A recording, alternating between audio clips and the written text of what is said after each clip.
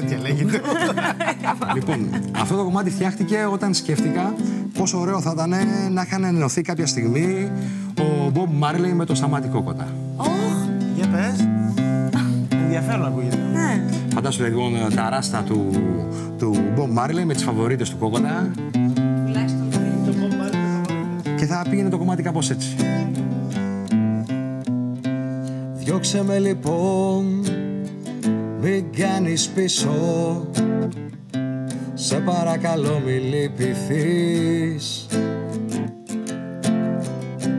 Ήτανε γραφτό να σ' αγαπήσω.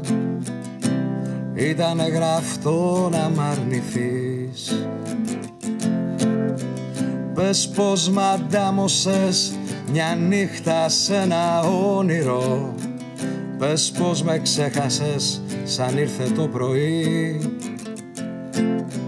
Και μη σκεφτείς ότι για με δεν ήσουν όνειρο. Και μη νοιαστείς τι θα απογίνω στη ζωή. No woman no cry.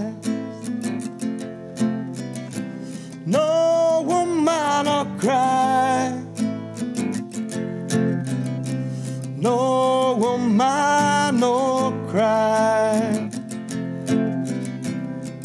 No woman no cry. Άσε με λοιπόν να σε σκεπάσω.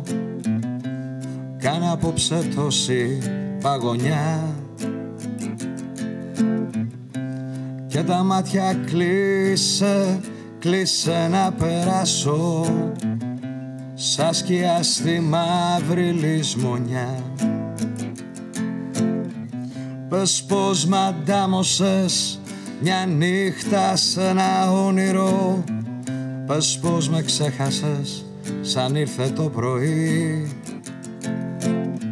Και μη σκεφτείς ότι για με δεν ήσουν όνειρο. Και μη νοιαστείς τι θα απογίνω στη ζωή. No woman no cry. No woman no cry. No woman no cry.